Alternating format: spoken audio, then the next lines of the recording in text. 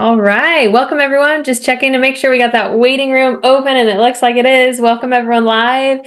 This is Home Care You, a podcast by Carewitch. I'm your host, Miriam Allred. It's great to be back with you week after week, just telling today's guest how awesome the engagement, the listenership, just the network that this podcast is building. And it's really shout out, kudos to all of you. I love doing this. I love having these conversations. There's so many leaders, experts, incredible people in this industry. So it's my pleasure to interview them and to bring all this rich education to you.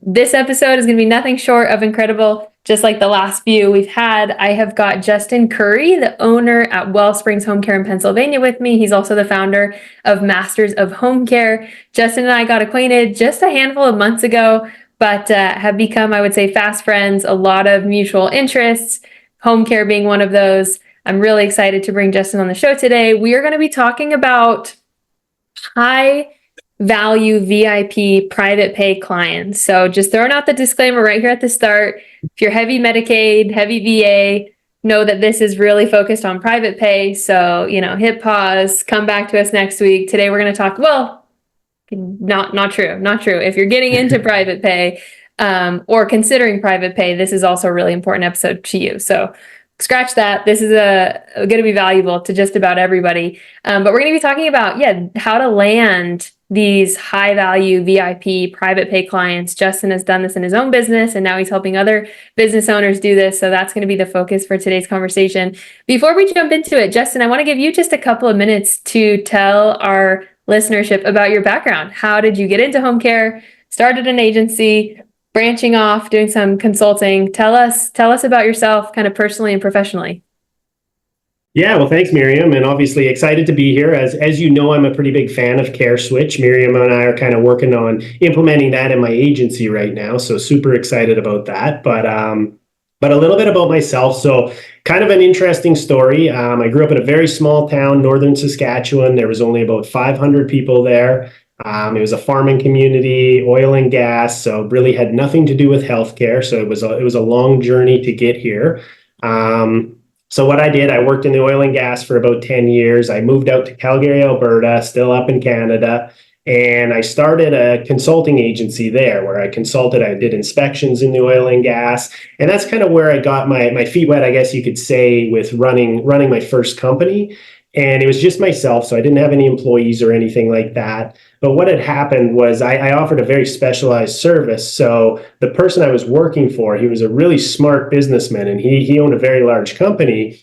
So he asked me if I wanted to partner in this company. So we started an inspection agency up in Calgary, and that was my first kind of full-scale company that we ran. We were 50-50 partners in that. He was just an incredible mentor. I was young. I didn't know a lot at the time about business. So I kind of got like a on-the-fly MBA from him, and, just learning through podcasts, courses, conferences, things like that. And that's kind of where my journey started. So I was in Calgary for about 10 years. And what happened after that, there was kind of multiple factors that brought me down to the US. And the first one is actually my grandmother. I know we all have a story like this. I haven't met an owner yet that doesn't have a family story about a background, watching a family member decline or, going through a really, really hard time. So I was living remotely at that time, but I was still very involved with finding care for my grandma, trying to learn a little bit about the healthcare system, and that was up in Canada. So we lived very rural as well. So it was really hard to get caregivers out there. The closest caregiving company was, I believe, it was 2.5 hours away. So that wasn't really an option for us in the really, really rural area. So we eventually, we kept her at home for quite a while, and then we moved her into the skilled nursing facility. And she stayed there a couple of years. She was happy. It's a small town nursing facility, so she was with all her friends and everything, aging in place. So that was kind of the trajectory of me learning about the industry. And then there was a couple more factors that came into play at the same time. Was I met my fiance down in a pool in Cancun, actually, and she lives in Pennsylvania here. She's from here originally, so that's ultimately why I moved to this location. But the last factor was actually kind of the economy in Canada. When all this was going on, I was learning more about healthcare. I had met my fiance at the time. Um, and the political economics of Canada just weren't very conducive to our inspection agency. There was a lot of ups and downs and a lot of negativity towards the industry, and I could just see where that trajectory was going. So ultimately, I decided to really start researching into home care, and I researched long and hard for a couple years before I ever made the leap and actually got into it. So I did learn a lot about it. It wasn't kind of jump in and hope for the best. And ultimately, it was a great decision because it combines. I have a great love for business, so it combines that with being able to help people out as well. So I was really excited to get into that. It's a lot, it's a lot more personally rewarding than my last business was. So I'm happy to be here. Awesome. Let's talk about the early days as we kind of make our way into like the framework for high value VIP private pay clients. Let's talk about like take you back to your early days. I'm assuming in all of that research, you looked into different payer sources, different business strategy structures, all of that. What was it, that led you to private pay and to kind of the high value clients? Like just walk us through kind of like your thinking as that tees us up for the conversation today. Yeah, so interestingly enough, when I was doing the research, so I mentioned that I did research for a couple of years, and then I started the agency, and I started with Medicaid, with VA, with private pay, basically anyone that came in the door that fit our criteria. And as I learned a little bit more from what I learned in my research and from what I learned in my first year of my agency, I just realized that the industry's changed a lot. You can't really be everything to everyone anymore. And there's a ton of competitors. There's obviously the demand's always increasing. It's going to be increasing for a long time. But the tough part is that so are the competitors. There's obviously thousands and thousands of competitors. Even in my area, there's hundreds of competitors within a very small area. So what I looked at doing was I looked at finding a gap, where there was really nobody being served. And what had happened was I really noticed a really large gap between a home care, a non-medical home care agency, and then a home health agency, which is obviously on the medical side. I know in some states it's the terminology is a little different. But there was a massive gap there between somebody who's qualified as an RN coming out to do visits. Sometimes they're doing private duty nursing. And then you're coming over here where, somebody maybe has been put through just a direct worker certification or, just general caregiving certifications. Obviously quite a wide range there between, the experience level and the education level. And so what I thought is, okay, well, we need to drive our value up in our agency, and we need to start hiring people that were a lot more closer to nurses than they were to just somebody who's just looking for a random job, right? So we're looking for very highly qualified people. And that's kind of how it evolved over time, is that with the higher level of competition, agencies, it's tough for them to be everything to everyone now. So what you have to do is really niche down. So I chose that niche because, for one thing, I had a lot of issues with regulatory challenges and things like that in my business when I was in Canada. I saw that in the first year of business when I was working with Medicaid, just because I wasn't familiar with the billing and things like that. I believe I ended up having to forfeit about 30 grand in unpaid invoices, and it was my fault for sure.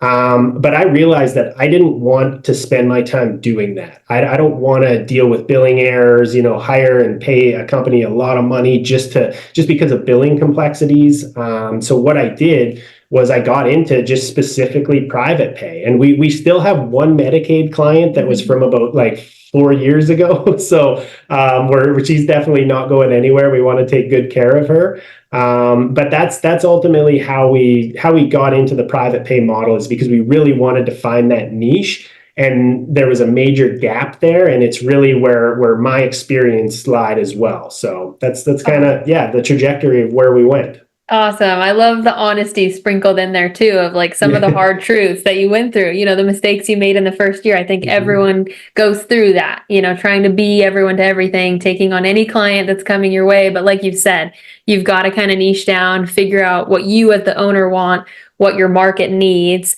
and then kind of build a framework around that. So let's talk about these clients. I'm glad you brought up like the caregiver side, and we'll talk about that later on in the conversation. But let's talk about who these clients are.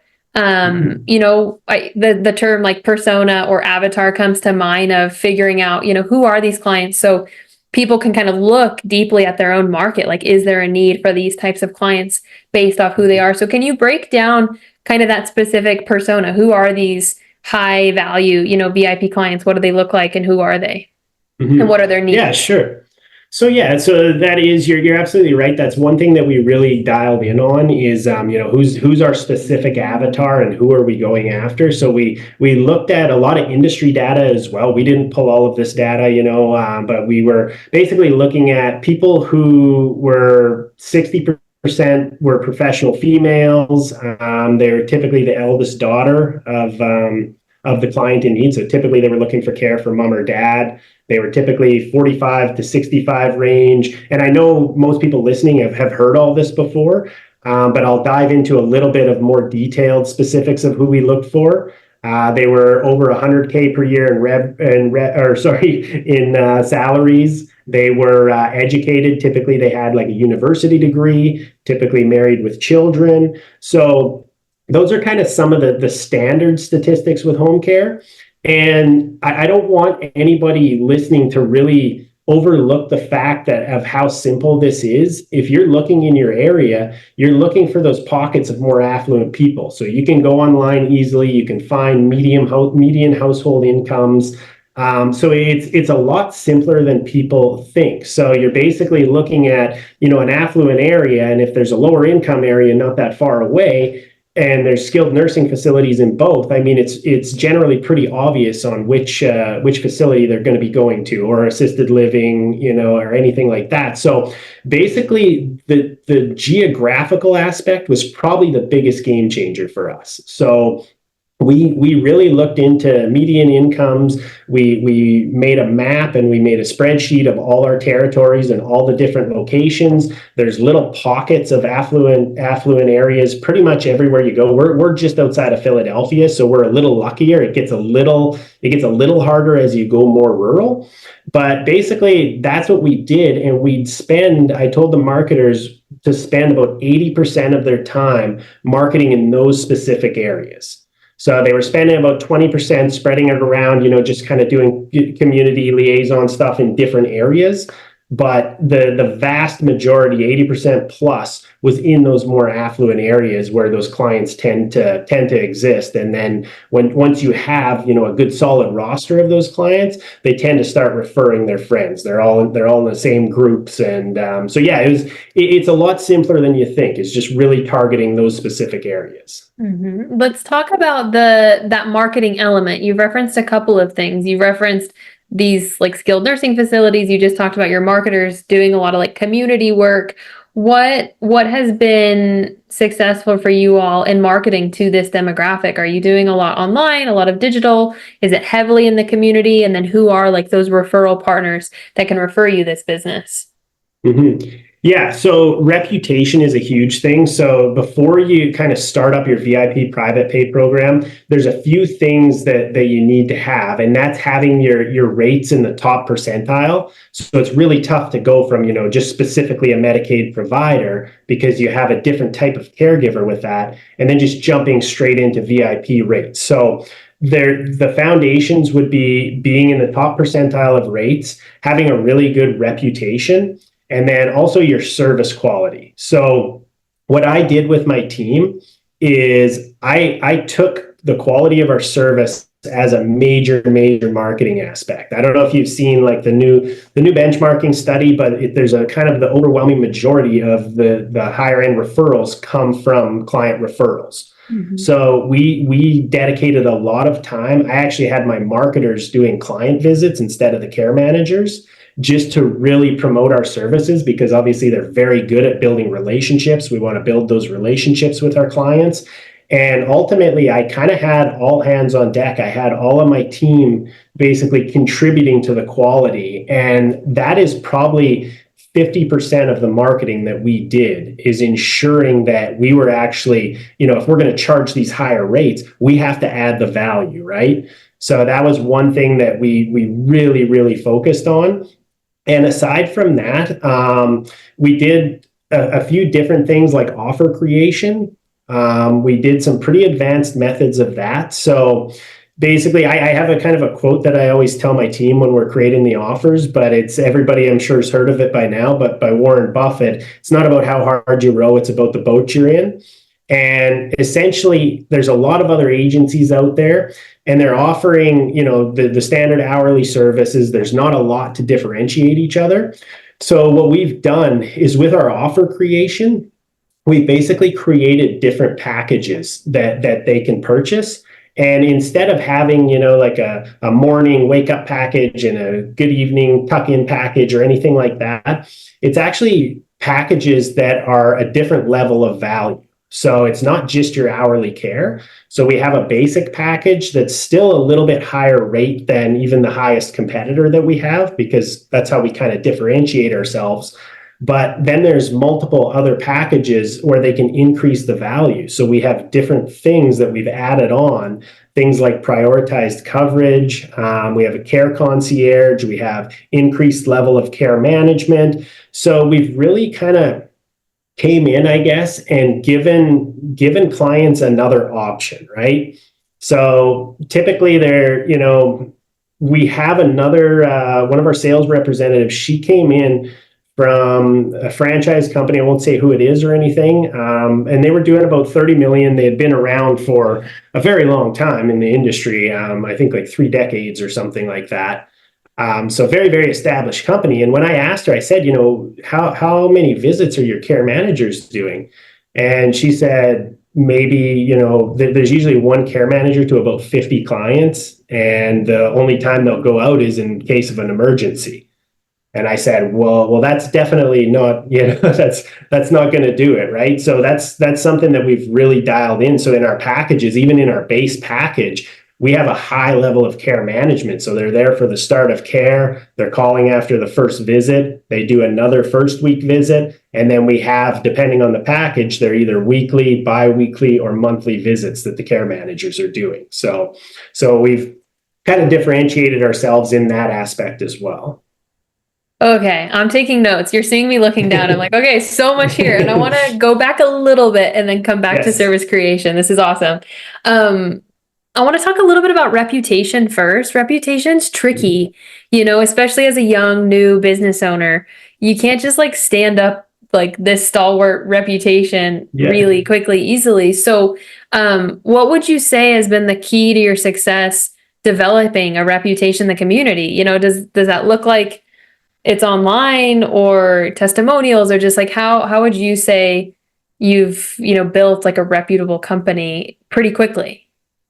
Yeah, so I would say there's kind of 2 aspects to that. There is obviously an online portion to that, because I believe like 90% of people that are referred, they're going to check you out online.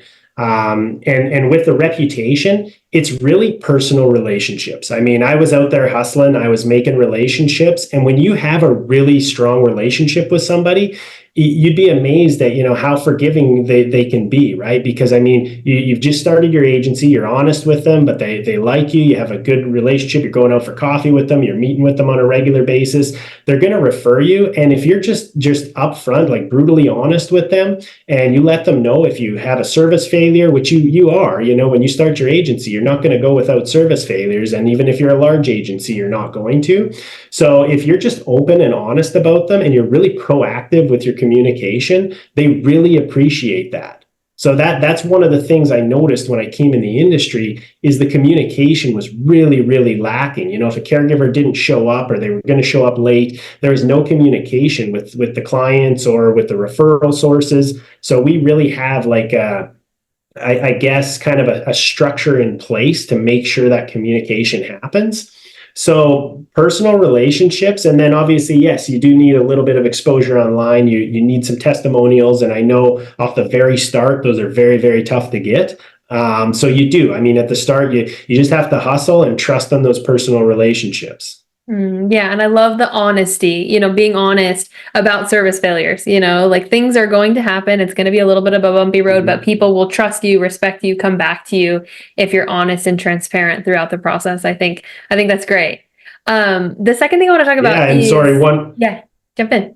Oh, sorry. I was just going to say one more thing, Miriam, is what I teach my team that if the client or the referral source has to get in touch with us about a problem, then that's an error. Like we fail. So Mhm. that's what I always teach them is to try and make sure that they're proactive on that. And that makes a real big difference in the community. It doesn't always happen. Obviously, it's not as easy as I make it sound. We have our issues too.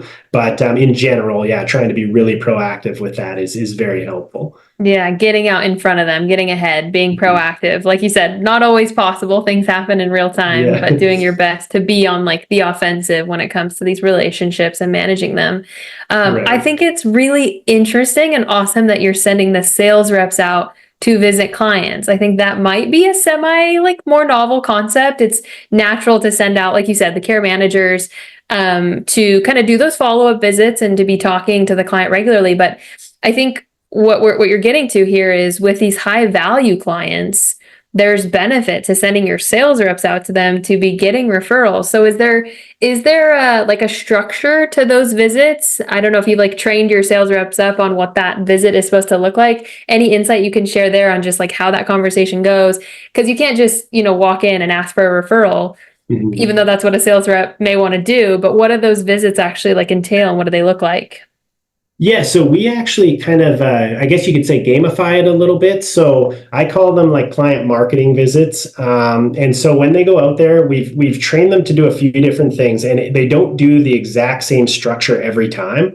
So we've given them multiple different things to try and work on when they're there. And obviously, client feedback is one, right? Like there is an aspect of care management there as well. We want to make sure that the client's taken care of. So that's first and foremost. But then we have additional pay actually for if they can get us a Google review, they get an increase. If they can get a video testimonial, they can get an increase. And then also there's incentive if there's a client referral from that specific client. So they're going to be out there. They're going to obviously do the care management portion, but then they're going to be promoting our client referral program. They're going to be working on trying to get video testimonials with our clients that are very happy with the services. So it's really they were excited about that when I kind of brought that up, and it's been a fun game. We actually just got a Google review today again, so that was so I guess I'll be paying up for that one. But it was but no, it's really good because it's really hard to get that feedback from clients. So to have somebody out there promoting that is really helpful. Yeah, that's fantastic. Even the video reviews, everyone's got a Mhm. smartphone, give them a little tripod, get set up. Like there's so much Yeah. value to those interactions in the home and really good learning and insights for the sales reps. But like you're saying, gamify it, get them out there, Mhm. compensate them. And it's a touch point with the client. I think like you mentioned, like the one care manager to the 50 clients only going out for emergencies, like any touch point, especially in the home with the client from the office, from the sales reps, it's just like another opportunity to have like a strong meaningful connection with them. So I think this is awesome. To be honest, I haven't heard of a whole lot of companies doing this where they send the sales reps out regularly, but again, I think it makes a lot of sense, especially in this case. And we all know the numbers, like getting an online lead versus getting a referral from a client, like you said, is not only like a higher conversion rate but a much higher retention rate, which is where the long-term value from these clients comes in, is not just getting them, but also retaining them if they've got a friend or kind of a meaningful connection with the agency. So I'm sure you've seen that, like longer retention with client referrals rather than maybe online leads or something of that nature. Absolutely, yeah. And I mean, it all goes as well to client satisfaction. I mean, so somebody referred them originally, right? So when we do a good job and we have somebody in there really supporting them and working hard at that, and they're getting a lot of face-to-face time as well, that information is making it back to that referral source as well. So it's not just we want them to refer clients, we want them to basically promote us to their referral sources and everything as well. So it's kind of, yeah, there's a few different aspects to it. Mm-hmm. Let's talk about the service creation, the offer creation. So you were talking about how this is kind of like a big part of the puzzle, is like structuring your services and your offers to the needs of these clients. So I think you mentioned like different tiers. Let's go into that a little bit more, if you don't mind, kind of like each tier and what that looks like. You mentioned you've been using the term like care management. So there is this like higher kind of concierge type care that's a part of that. Any other kind of nuances or specifics in any of the tiers that are, kind of moving the needle for you or helping you get more of these clients? Yeah, definitely caregiver experience. So we have a minimum for our lowest package. We have a minimum of 3-year experience requirement for our caregivers. We have a very extensive screening process. And I think I told you, Miriam, that we're just rebuilding our whole onboarding retention system right now. So we're looking to improve that. We just had all our caregivers come in for an extra orientation on top of the one they had when they were hired. So we're constantly working on training them. And so being able to tell a client that, whoever's coming in to help you, we don't know who it is going to be yet, but we know they meet these minimum requirements. And so we also talk about the criteria that we're using when we're hiring. So we're talking not just about experience level, we're talking about character as well, right? Like, how did they present themselves when they came into the interview? And one other thing we do that I don't think maybe a lot of agencies do this, but I don't think a lot of them promote it, is we do social media checks when we're hiring. We've had a few clients that have checked their social media when they're out in the field, and they say, well, you know what, we can't have this person out here. It's nothing illegal or anything like that, but just they didn't like the look of their character. So we do check into that and make sure there's nothing could scare a client away. We always look at it in the way of, would we like this person caring for our grandparent? And that's always a good criteria to go by. So we talk about the caregiver experience and screening. That's a huge kind of buzzword, I guess you could say. We did a little bit of an analysis with what clients and referral sources were most receptive to, and both of them, the number one was the background of the caregivers and the screening process and exactly who they are. And it might sound simple, but there's a lot of people that don't go super into detail when explaining that. So that was one of the big things, was caregiver experience. Another way we differentiate is we have a care responder program. And that's kind of a whole episode in itself probably, but we kind of found a way to structure it. So we have on-call caregivers. We did an analysis. We looked at exactly when the most call-offs happen, how many we're averaging per week, per weekend. And so we put a care responder in place for all of those times. And essentially we found a way to pay a daily rate, and then we also pay them additionally per visit. And sorry, I'm going on a little bit about this care responder program. But no, with that, most of it is paid for, right? Because they're getting called out to clients' homes. So you're obviously charging the clients the rates for that. So the majority of the care responders' wage is paid for. But what I was getting at is what that allows us to do is charge a little bit extra for prioritized coverage. So that's where the priority coverage comes in, is, okay, we are paying these caregivers, X amount of dollars to be on call. So if coverage is extremely important to you, then, this is probably the best package to go with. So we're giving them the option. It's not mandatory by any means. So those are a couple of the things. And then the other one is just increased care management, being a lot of face-to-face time. Especially during the first week, we have a care manager in there multiple times throughout the week, start of care, follow-up calls. We have another visit the first week, and just increasing that face-to-face time, because that doesn't always happen in this industry. Yeah, really, really good. I want to talk about a couple things there. Did I hear right that your lowest package is minimum 3 years caregiving experience? Did I hear that right? Yes, correct. Does that mean you're hiring anyone that's lower than that experience, or no? No, we don't have anyone on staff that's lower than 3 years. Okay. So that's a huge differentiator here as well. Finding high quality, highly trained caregivers. I think that a key factor here is like rates. Like you said, you're charging, premium rates. And so you're also, I'm assuming, like paying premium rates so you can find people and attract people that are looking for higher pay. Is that all accurate? Exactly. And it's a process, right? It's not like, hey, let's just implement all of this at once and, everything's fixed. It's evolved over time, because obviously we were doing Medicaid before, we were doing VA when their rate was a little bit lower. So we had a lot of caregivers that only had, 6 months experience or a year's experience. So it took a while to kind of work through the system and get to where we are today. So it is a process. You have to kind of look at your agency and see exactly where you're at, and then you decide kind of in a phase, step-by-step system of exactly how you're going to implement this program. So, Mhm. so Yeah, that's kind of, makes yeah. a lot of sense.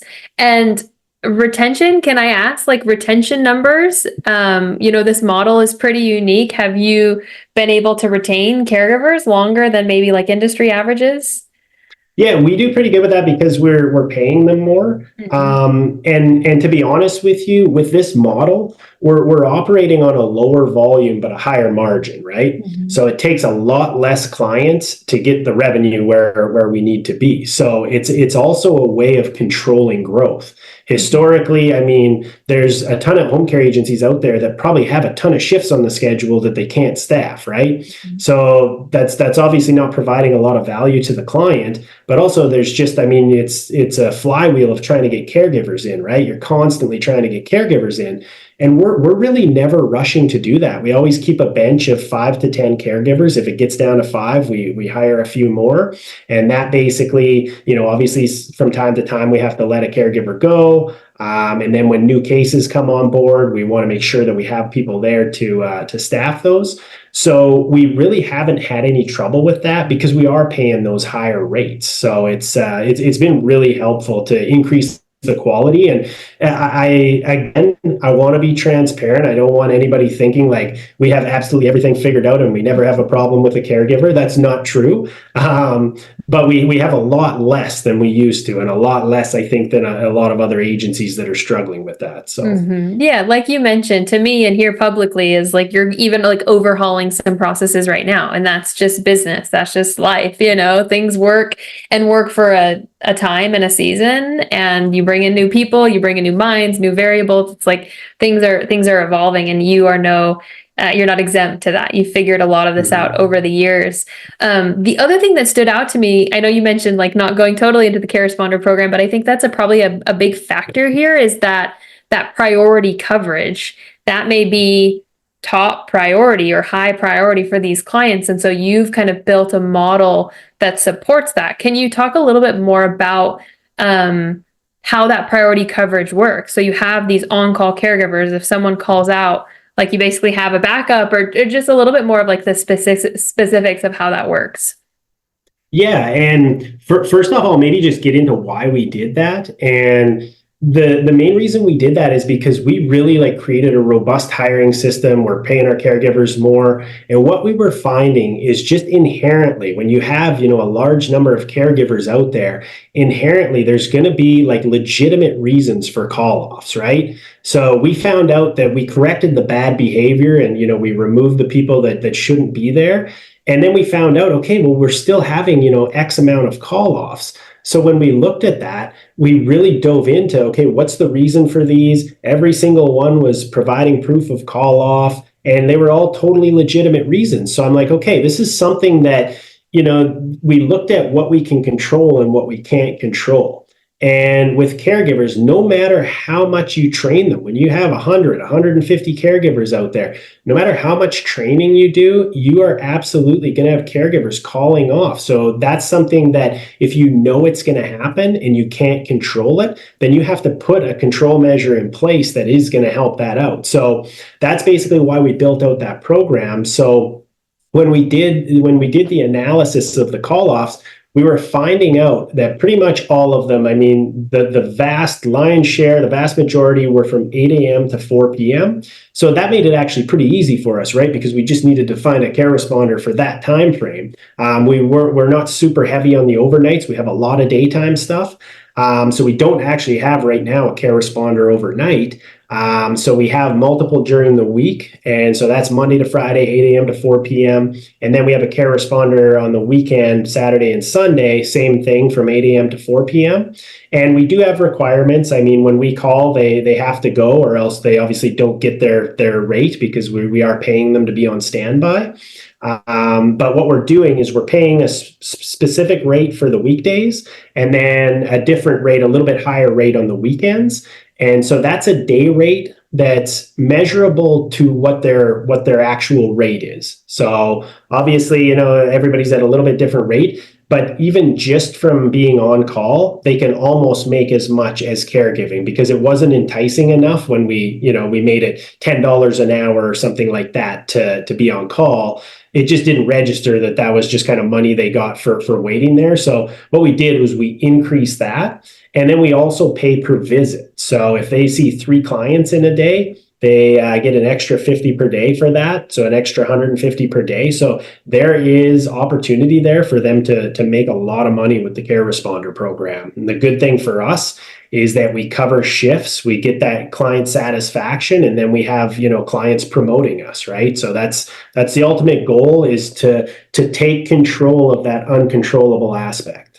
I love that you shared that why, because so often in home care, it's how do we solve the call out issue? But there's a lot of legitimacy to call outs. And I'm not saying every call out is legitimate, but there's a portion of them, and maybe a large portion of them, that are valid reasons.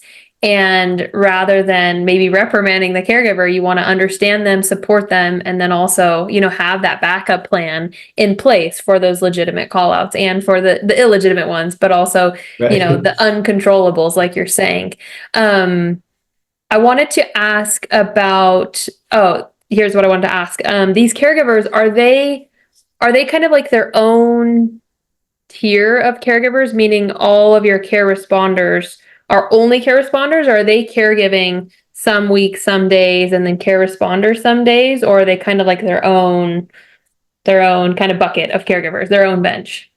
No, so they're still a caregiver. So we typically just take some of our higher level caregivers that are interested in the program, and we'll put them in place. And, a lot of the caregivers, they love hours. They're always wanting more and more hours. So it works out good. I mean, if we have a call off overnight or something, sometimes they'll jump in and help out. So they're open, they're welcome to take other shifts. If it's outside of that 8 to 4 p.m., then we're paying them extra for those hours. We're paying them just like a regular caregiver.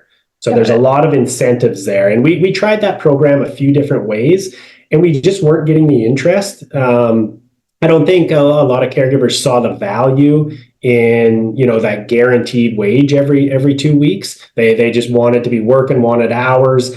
And so we just had to increase the rates. And yes, it does come at a little bit of a cost, but also a lot of that is subsidized by the client callouts that they're going to. So you are going to end up paying a little bit with the program. But I mean, it's your agency. You can lower the cost a little bit, lower the price to have them there, and then potentially, break even or even make a little bit off of them as well. So you can always control those variables. But the main goal is to make sure that the clients are taken care of in an economical way. So Next week, we're going to talk more about like margins and cash flow and like kind of the financial elements of this. But I guess the question that I want to ask maybe right now while we're talking about it is like overtime. You mentioned a lot of your schedule is during the day, and you've kind of mapped that and that's working for you. Do you encounter a lot of overtime, and do you try and stay away from it? Or is it very kind of client by client, visit by visit basis? Yeah, it's visit by visit. So we definitely have caregivers that are doing overtime. It's not the end of the world. We try and avoid overtime when we can, but there is a little bit of, I guess, room there, like in the margins to account for that. So we know, anywhere from, I think we're running like 4 to 6% overtime. I'm sure some agencies are way lower and some are probably a lot higher than that. We're about 4 to 6%. So we know roughly what that overage is. So when we built out our packages and everything, we built them knowing that, right? So that we knew that there was inherently going to be some overtime. If there's a client that requests a specific caregiver more than 40 hours, we will charge them overtime, but that doesn't happen very often, especially at our higher rates. So okay, that's great. Let's talk about the question I want to ask is about like rebuttals.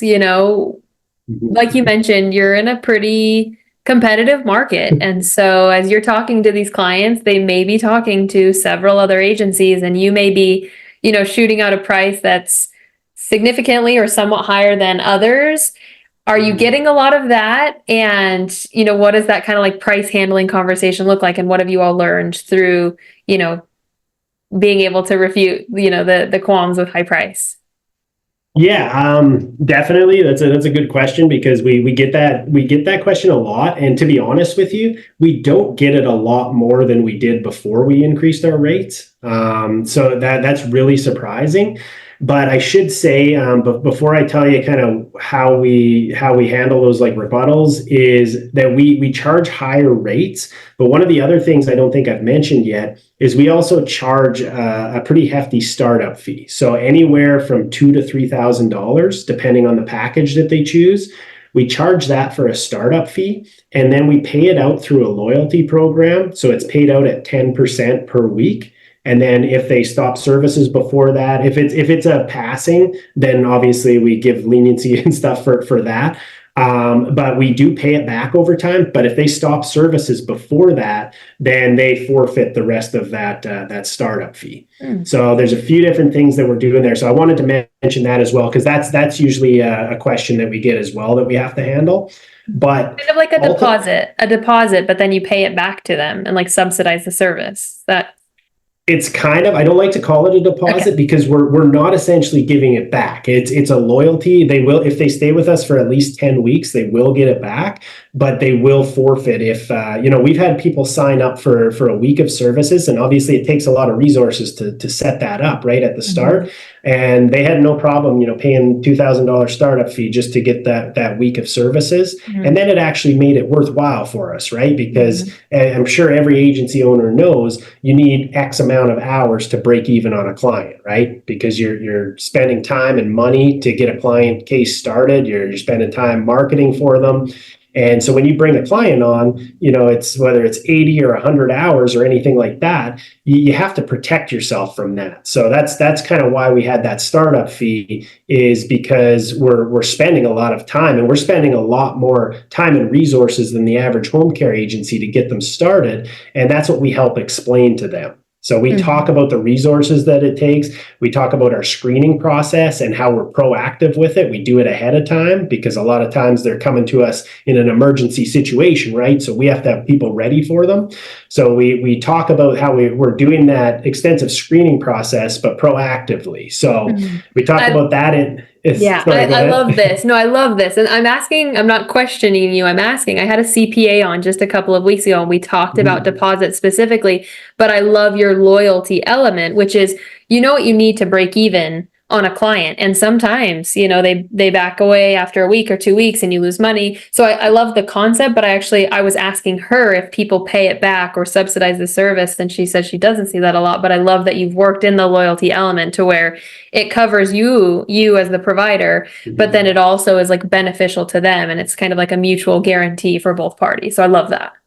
Yeah, and I think I got off track a little bit there, but with that startup fee, there's a lot of things that we've prevented with that as well. And we found out that the people that are really complaining about it are generally people that aren't serious about getting care.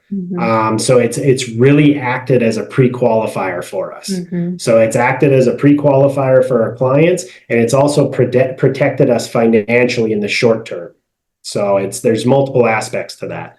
Yeah, that's great. Glad we kind of like went down that path for a minute, because I think it's really, really smart. And you may, again, get kind of the sticker shock of people thinking like, oh, I have to, give you $2,000 before we even start service. But like you said, it's a qualifier. You're looking for a certain avatar persona of people. And if they're not willing to kind of make that commitment or make that investment, they might not be a right fit for you. So I love that it's also a qualifier for your right fit client.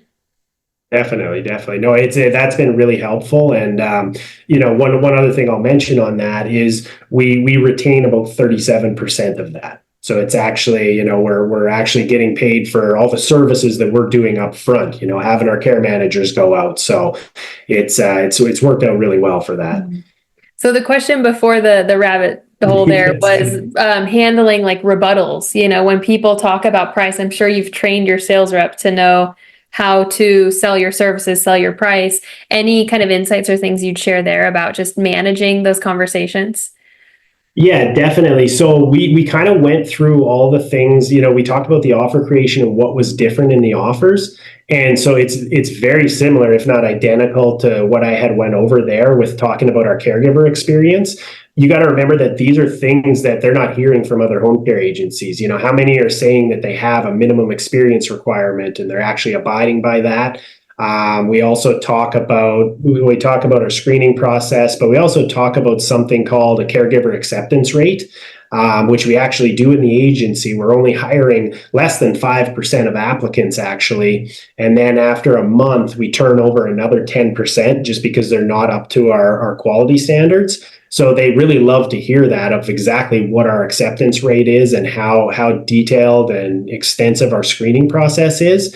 And I'm sure you can tell by now that we hit really hard on the caregiver experience and the caregiver education and who we're bringing in the agency, because that seems to be a really big restriction for bringing on new clients. So we talk about that. We talk about, as I had mentioned before, the higher level of care management.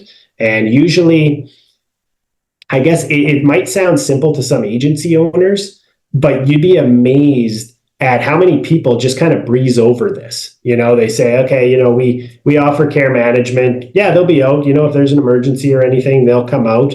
Where we're specifically telling them, we're really intentional about what we're telling them. We're saying that our care manager will be out, depending on the package, will be out there monthly. They're going to do a monthly reassessment of your needs, and they're going to adjust the care plan in case any needs change. And all that information is going to be relayed to you. We're going to do a follow-up call with you.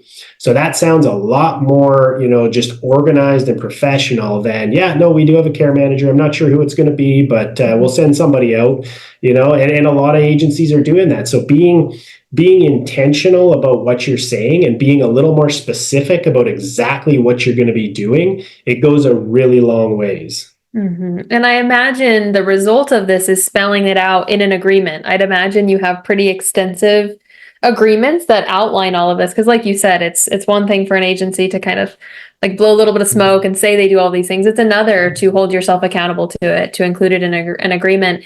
Have you refined your agreements over the years? Anything you've learned as far as like how these agreements work, or any mistakes maybe that you've made when it comes to the agreements and like mapping all this out to hold yourselves accountable? Yeah, we've definitely adjusted the agreement over time, and that usually happens when we're caring for a family that has a lawyer for a family member. It's because they like to bring that to our attention. We've never had any major issues with it. We did have one client that came to us, and he was absolutely correct. Our team, they kind of dropped the ball. We didn't do our visit when we were supposed to do it. He was absolutely right. He wrote me a letter, so I refunded his invoice. I didn't make him pay anything for that invoice because we didn't follow through on it. But in the few years, we've been doing this program, I think maybe 2.5 years now.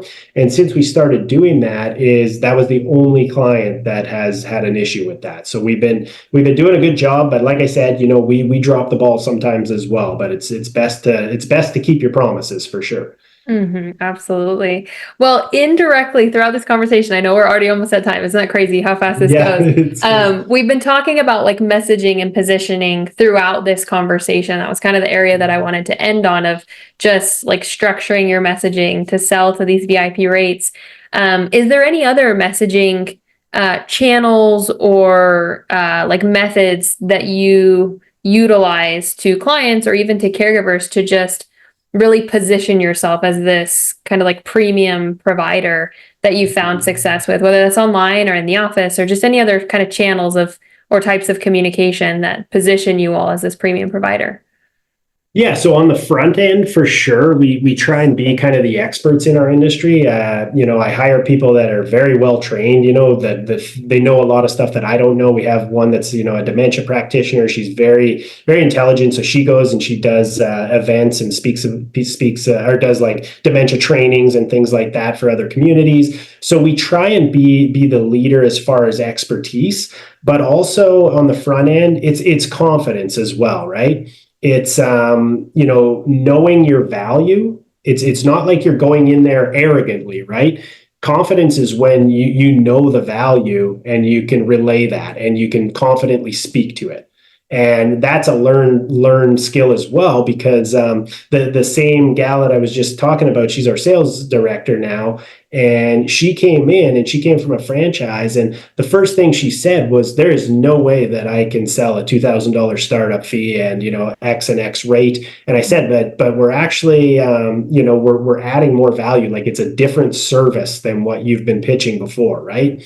And she went out there, and that was that same day. And she came back and she says, I can't believe it. I got the $2,000 startup fee and we signed the client for this rate. And I'm like, okay, great. Now the real work starts, So I think breaking that mindset and breaking that barrier on what people think is possible is definitely, the majority of it on the front end. But on the back end, it's following through on everything you're saying. Like I mentioned, we're not charging higher rates and offering the same value. We're offering more value. So you have to make sure 100% that your team is on it and that you are actually following through on that value, or else it's going to fall apart pretty quickly. So there's a little bit of a front end and back end to that.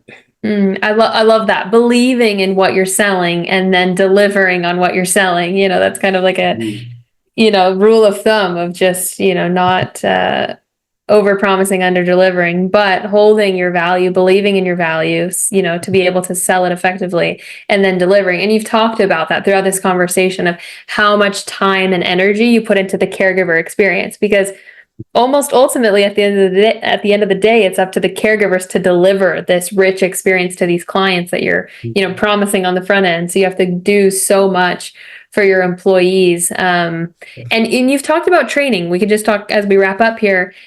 Training sounds like a pretty big part of your business. You mentioned these caregivers come in with a lot of experience already.